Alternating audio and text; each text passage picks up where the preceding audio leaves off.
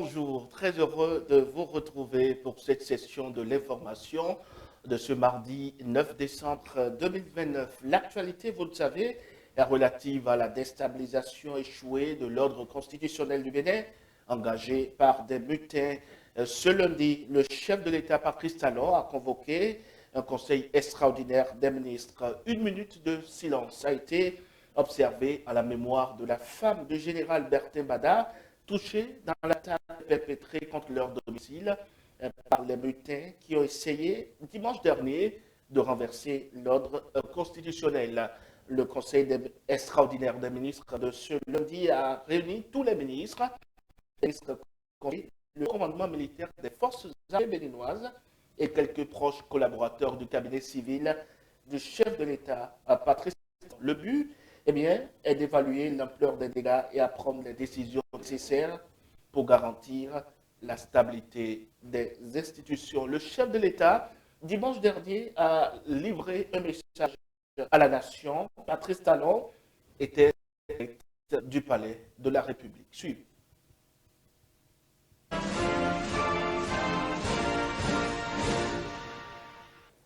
Béninoises, Béninois, mes chers compatriotes, je m'adresse à vous ce soir parce que notre pays a vécu aujourd'hui des événements d'une gravité extrême.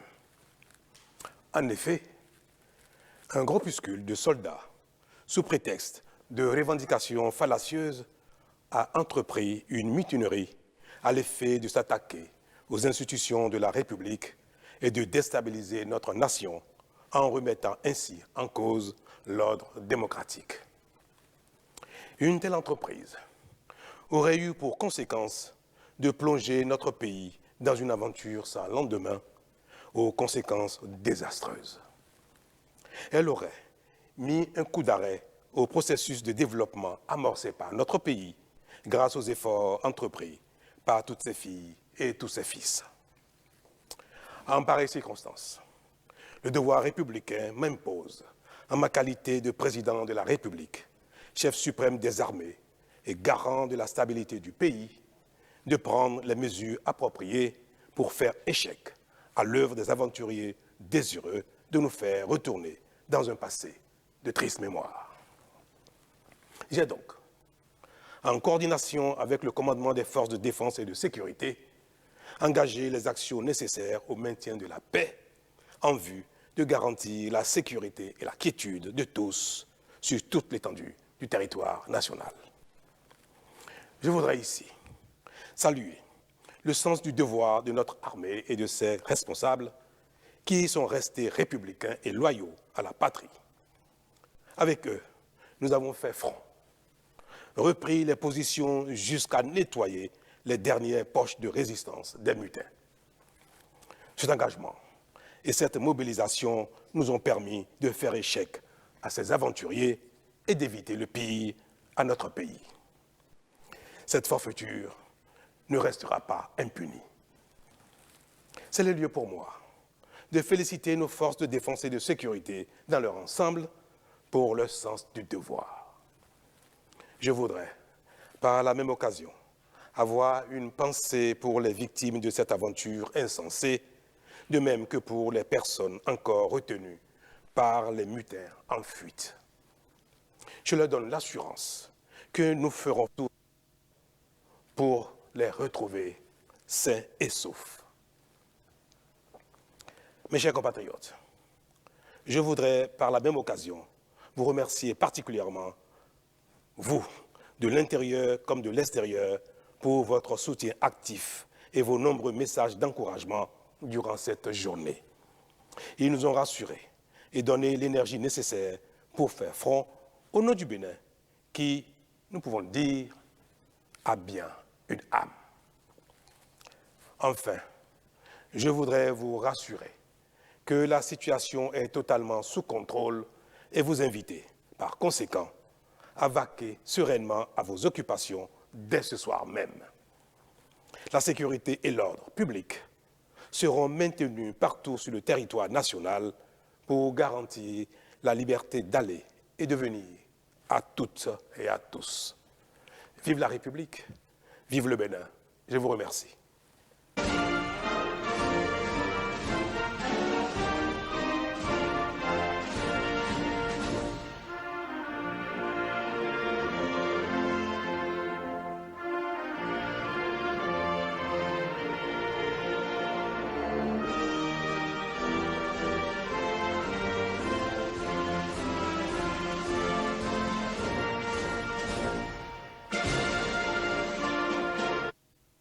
À l'instant, le chef de l'État, Patrice Talon, et vous le savez, les voix ne cessent de monter pour dénoncer cette tentative de coup de force. Je vous invite à suivre Éric Martin-Sangan, juriste consultant, qui nous livre ici son analyse de la situation.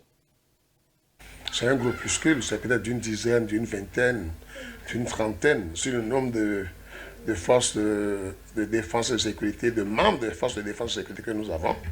C'est un groupuscule qui caresse la nostalgie complètement révolue au Bénin, de prendre le pouvoir par la force.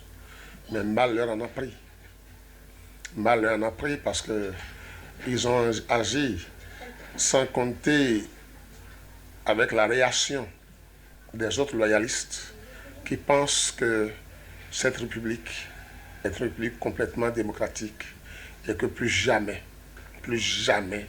nous n'admettrons que des individus assoiffés de pouvoir, que de vils individus se lèvent et s'autoproclament force de je ne sais quoi pour remettre en cause tous les acquis depuis la conférence nationale. Et ce grand boulevard qui nous a été ouvert ici depuis 2016, qui a commencé par porter ses fruits quand notre pays a commencé par être révélé. Cette crise a été, comme vous l'avez constaté, très bien gérée. Ils ont pris la mesure des choses. Ils ont pris toutes les dispositions requises, malgré le faible effectif que nous avons encore ici pour sécuriser les institutions. Parce que vous n'êtes pas sans savoir que nous sommes en crise et que les djihadistes ont sévi dans nos limites frontalières dans le nord du pays. Et qu'une très bonne frange, que la majorité de nos troupes sont là-bas, en train de défendre la République. C'est de cette faille que les amis, ces vils individus ont voulu profiter pour semer le chaos. Mais ils n'ont pas réussi. Nos forces de défense sont bien organisées et aptes à riposter. Il faut qu'on sécurise maintenant l'ORTB, qu'on vérifie les entrées et qu'on prenne les mesures pour que ça ne se reproduise plus. Quant à la communication en cas de crise, je pense que le ministre de l'Intérieur est intervenu, même si il a fallu un peu de temps qu'il est intervenu. C'est dans la droite ligne des choses. Nous aurions aimé qu'on nous informe plus tôt le matin. Mais plus tôt, qu'est-ce qu'on pouvait dire? Si on n'est pas parvenu encore à les mettre en déroute, si on n'est pas parvenu à nous assurer que c'est... Je ne vais pas utiliser de gros mots, mon éducation ne me le permet pas, mais permettez-moi de dire que ces délinquants ont été convenablement pris en charge et que ils sont plus en mesure de faire quoi que ce soit. Ce n'est qu'à ces moments en réalité que le ministre de l'Intérieur est intervenu et a demandé aux populations de vaquer tranquillement à leurs occupations. Ça veut dire que le pays est en sécurité.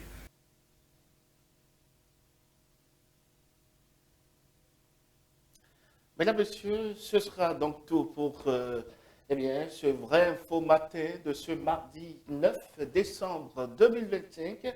Ainsi va le Bénin. Merci pour votre attention.